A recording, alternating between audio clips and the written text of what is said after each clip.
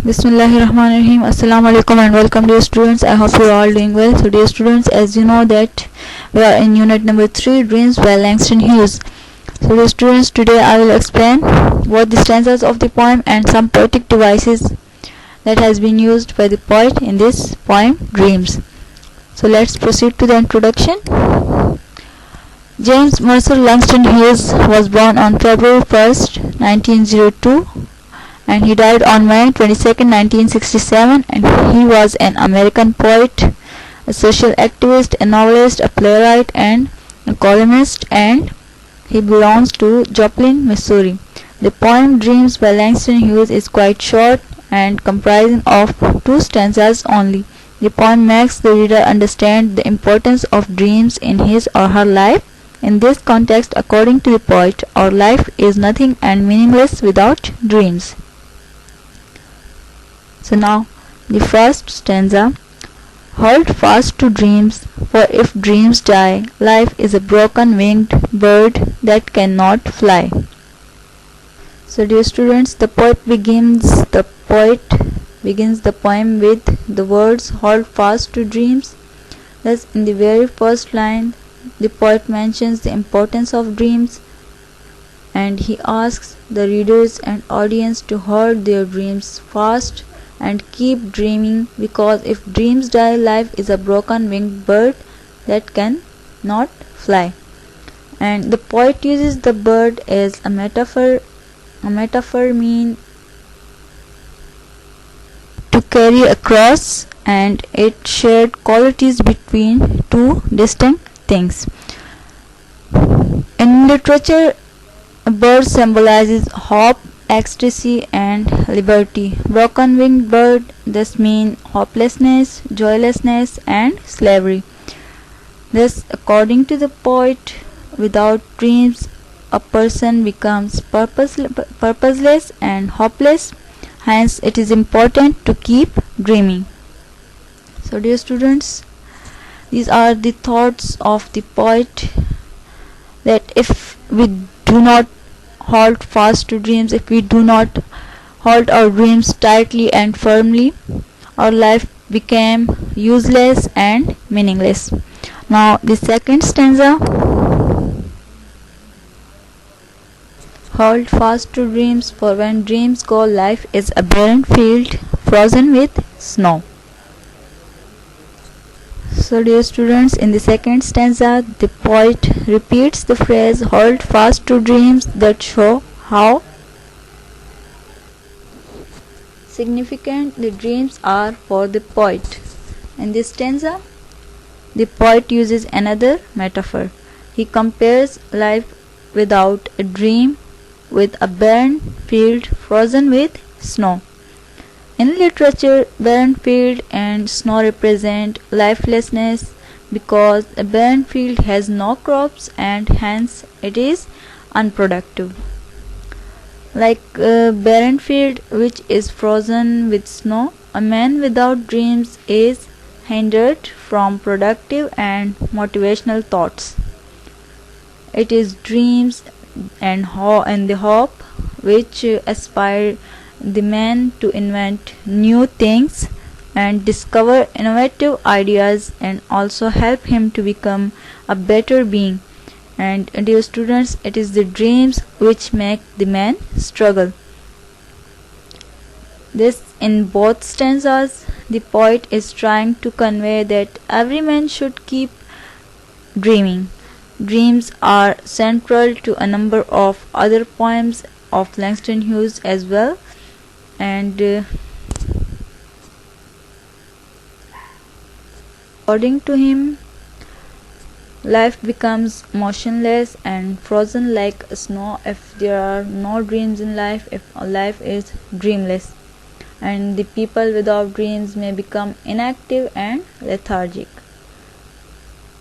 So dear students, the theme of the poem Dreams by Langston Hughes is about not giving up on what you want out of life. Hughes says to hold fast to dreams and not let them go, for if you do, your life will be meaningless and unfulfilled. Now, dear students, some figures of speech that are used in the poem, or these are also called poetic devices. First of all, alliteration. In alliteration, words that begin with the same sound are placed close together. Although alliteration often involves repetition of letters, most importantly, it is a repetition of sounds. For example, the D is repeated in the first two lines with the words dreams and die.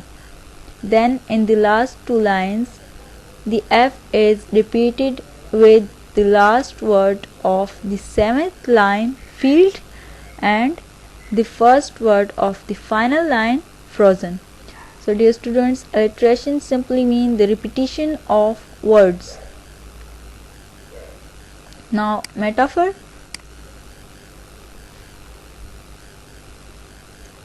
So dear students, the word metaphor comes from a Latin phrase meaning to carry across, and a metaphor does just that. It carries a shared quality or characteristics across two distinct things. Metaphor is a common figure of speech that makes a comparison by directly relating one thing to another unrelated thing.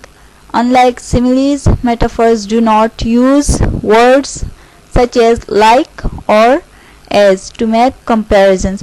Dear students, metaphor is a figure of speech that share a quality or a characteristic between two different things directly, and unlike similes, it do not use like or as to make comparisons.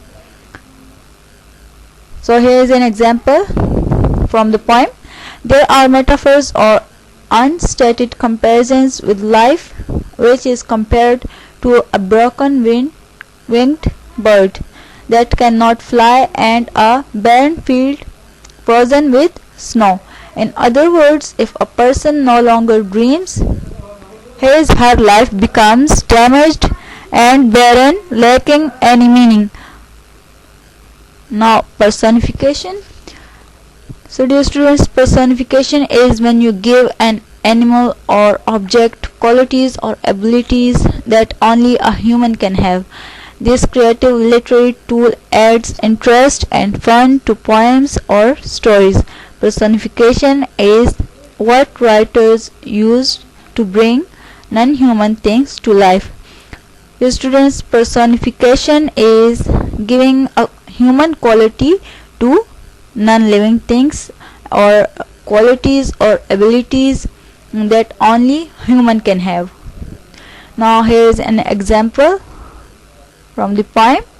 In order to impress upon his readers the importance of dreams and goals, Langston Hughes personifies them. For example, in the second line of the poem, Hughes writes, "For if dreams die, dreams are given importance and life through personification." So dreams are given a human quality. For if dreams die. Now imagery. Imagery in any sort of writing refers to the descriptive language that engages the human senses. For example, in dreams, Hughes uses sight imagery.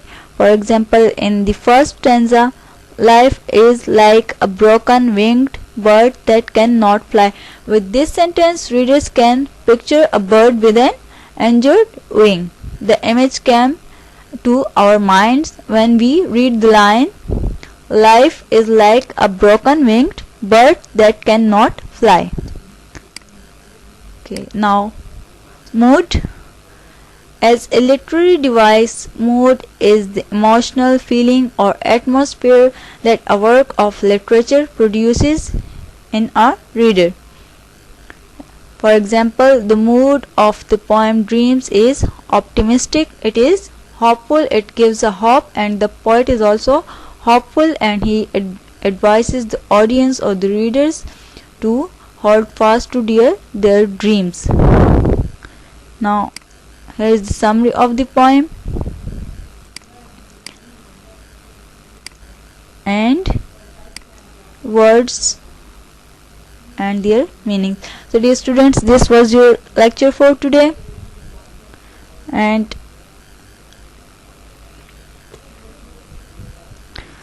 I hope you will understand all the points and the explanation of the poem. Okay dear students, take care. Allah Hafiz.